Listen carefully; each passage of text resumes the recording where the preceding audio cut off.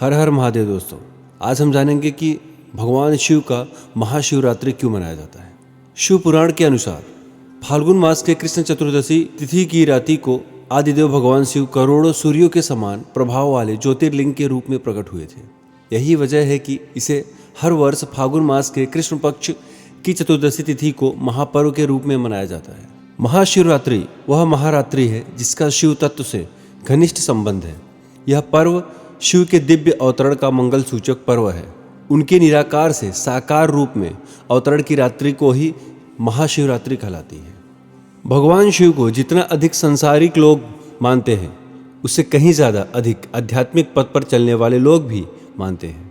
भगवान शिव को एक संहारक से कहीं पहले एक ज्ञानी माना जाता है। योगिक परंपरा के अनुसार शिव कोई देगा नहीं बल्कि आदि गुरु है, जिन्होंने सबसे पहले ज्ञान प्राप्त किया और उस ज्ञान का प्रसारण किया। जिस दिन उन्होंने ज्ञान की चरम सीमा को छुआ और वह स्थिर हुए, और उस दिन को शिवरात्रि के रूप में मनाया जाता है। इसके अलावा बैरागी लोग भी भगवान शिव को एक बैरागी ही मानते हैं, जो सांसारिक जीवन से दूर है। कुछ लोगों की मान्यता के अनुसार भगवान शिव एक सत्य रूप है और एक पूरा संसार केवल मोह माया है। विशेष आराधना के माध्यम से हम सभी लोग इस मोह माया से दूर होकर सत्य रूप को प्राप्त कर सकते हैं और शिव में विलीन हो सकते हैं। योगिक परंपरा में भगवान शिव को एक ज्ञानी और बैरागी माना गया। यह परंपरा शांति में विश्वास रखती है। इस वजह से महाशिवरात्रि आध्यात्मिक रूप से भी काफ़ी खास है। हर भारतीय त्यौहार की तरह महाशिवरात्रि को लेकर भी काफ़ी सारी मान्यताएं प्रचलित हैं। प्राचीन ग्रंथों में कई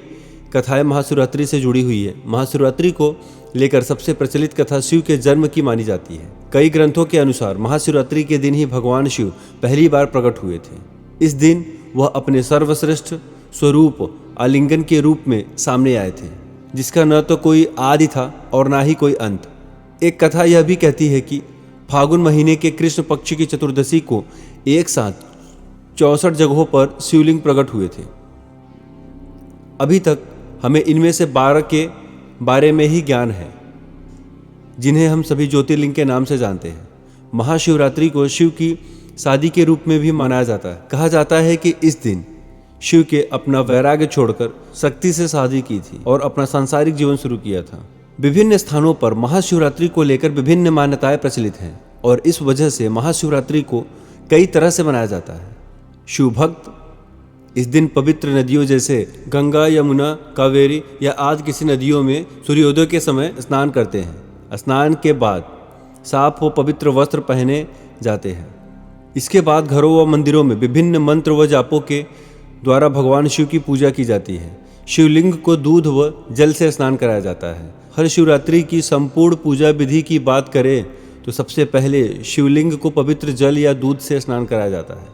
स्नान के बाद शिवलिंग पर सिंदूर लगाया जाता है। इसके बाद शिवलिंग पर फल चढ़ाए जाते हैं। इसके बाद अन्न व धूप को अर्पित लगाया जाता है। कुछ लोग शिवलिंग पर धन भी चढ़ाते हैं। इसके बाद आध्यात्मिक दृष्टि से शिवलिंग के आगे ज्ञान के प्रतीक के रूप में एक दीपक जलाया जाता है।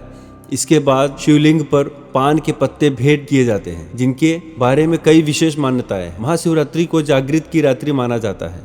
महाशिवरात्रि को रात में शिव की महान पूजा व आरती की जाती है। इस दिन रात को शिव और पार्वती की काल्पनिक रूप में शादी की जाती है और बारात निकाली जाती है। कुछ संप्रदायों में इस रात नाचने, गाने व खुशियां मनाने की मान्यता है, अतः वह मेलों में जागरण का आयोजन करते हैं। भगवान शिव को शंभु, ईश, शंकर, शिव, चंद्रशेखर, महेश्वर, महादेव, भव, भूतेश, गिरीश, हरीश और त्रिलोचन के नाम से जाना जाता है। शिवरात्रि हर मास की कृष्ण पक्ष की चतुर्दशी तिथि को आती है, लेकिन महाशिवरात्रि फाल्गुन मास की कृष्ण पक्ष की चतुर्दशी को ही आती है। अगर ये जानकारी मेरी आप लोगों को अच्छी लगी हो तो मेरे अखंड ज्ञान चैनल को सब्सक्राइब जरूर कर ले। धन्यवाद।